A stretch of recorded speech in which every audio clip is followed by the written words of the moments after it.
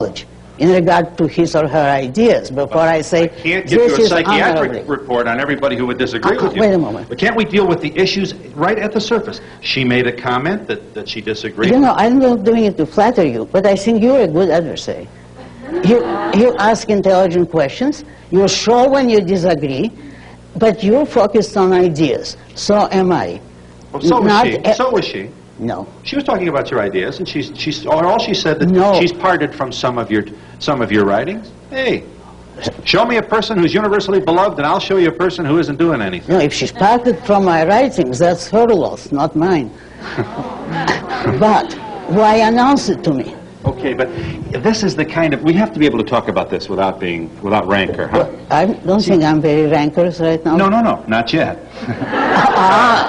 You can't tell. Okay.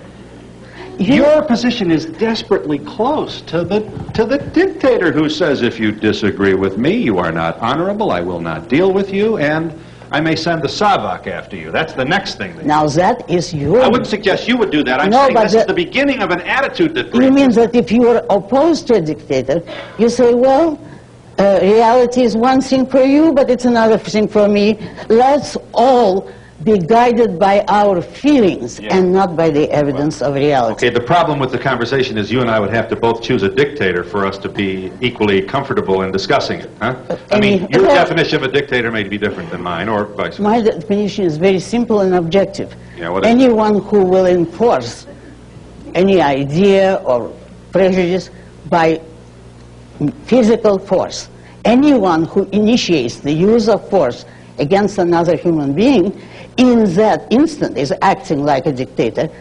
And if he establishes that as a political system, then that's a dictatorship. But I'm the arch enemy of physical force. Right. I'm for freedom of the mind and for bringing people to your ideas by persuasion, not by force. Could you bring your moral perceptions and principles to a meeting in 1917, 1920, 22 to assassinate the Tsar? Why assassinate him? He fell, you know, by a bloodless revolution. But you don't know that. You didn't know that at the time. Well, you're armchair quarterbacking now. I'm asking you, in the Dietrich Bonhoeffer sense, could you plot to overthrow a person that you thought was obviously, in your mind, denying civil rights to other people? Plot against him, certainly. I always said you should. You have the moral right to retaliate with force if someone imposes force on you. So you're for self-defense? Oh, yes, but not murder. And that is a profound difference. But when the underground people in Germany started meeting and saying, let's knock off Hitler, that's morally acceptable? Oh, totally. Just checking.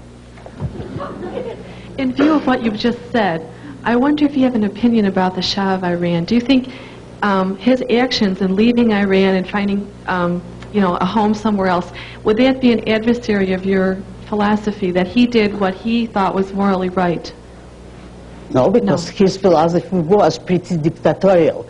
I don't approve of him at all, I don't admire him, but if this country gives refuge to communists and ex-Nazis and every kind of refugee, they should have given him refuge. I don't see why not, unless they decided, by they I mean the government, that it's not to our interest.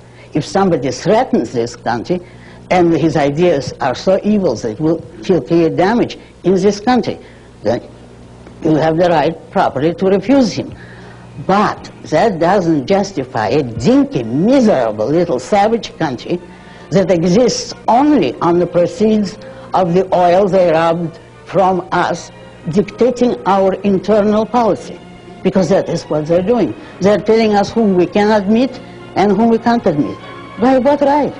I had a problem with understanding Ms. Rand's philosophy at the beginning, or earlier in the show. She said that she only believed in a romantic type of art and didn't believe in things that were based on realism. She didn't think that... You don't think art should necessarily reflect life, especially life as it is today? Exactly, and I recognize other schools of art, only I don't like them. I just found I prefer is romanticism. I just found that a little bit contradictory with then when she said in terms of religion that she didn't believe in religion as we do because it's not based on realism, as she said, and more mysticism. You're mixing categories. You see, the issue of religion is metaphysical. It's so in nature, in reality. Now, art is not metaphysics. It's not there without man. Art is man-made. It's a product of man. And when it's a product of man, you don't have to copy it. You don't have to say this is a fact because 10 men did it that way. You create your own art, or you like a school of which there's only one representative. Anything that is man-made is open to reason, but not by the same kind of mental process as metaphysical or scientific, factual issues. For instance, here I can only recommend that you read my book, The Romantic Manifesto, because I couldn't cover it in a few minutes. The reasons why I can demonstrate to you that Romanticism is the best school of art, the best, most justifiable, but not the only one. Over here, please. First, I would like to say that I am a believer, praise God, in God. And what I want to know from Mrs. Rand is that why is it so hard to accept gratitude? You think it is? No. I think it's a very pleasant emotion. To accept gratitude? Yes. Well, in what way do you classify me with that question? Does it mean that you're a weak person? You know, like if a person tell you thank you for something that you have done for them, and you says, well, you know. Yeah, but if you mean that I and other people should say if they've achieved something, thank God. It's God who helped me to do it. But if you make a mistake, well, then it's my own evil fault. You see what it does to your self-esteem? And I think it is very, very dangerous and improper to ascribe your own achievement to somebody else. You should be proud, as I said at the beginning, of something which you actually achieved. Don't share credit for that. Don't give it away.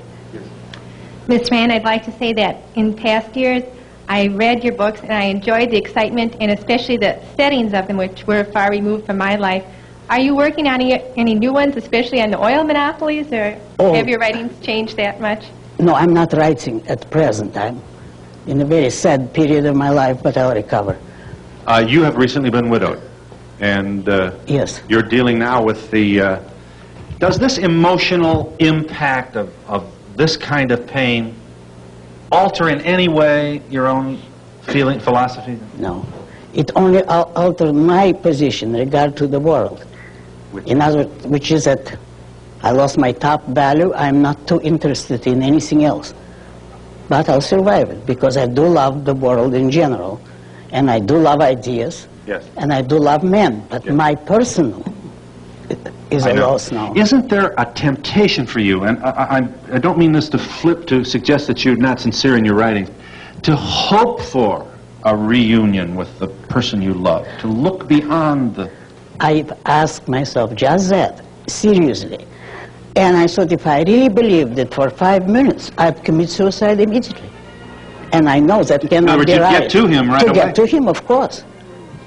I'll tell you more. I ask myself, how would I feel if I think he is now on trial before God or St. Peter, and I'm not with him? To testify or to help him out. Exactly. My first desire in that case would be to run to help him and tell how good he was. But with some of your statements, maybe your husband just as soon not even know, let God know that, you know what I mean? He was more of an atheist than I am. He was. If there could be degrees. My comment is offered with love. I hope you know that there's nothing flip about it, because I know your pain is real, and we share it with you, and hope that you'll walk out of this wood soon. I believe you, thank you. And you've really helped me. It's my first public appearance since, and was sort of a test for myself. Well, and I thank you very much. I thank you for being here. I don't mind gratitude. Expressing gratitude. Yeah. I'll be back in a minute.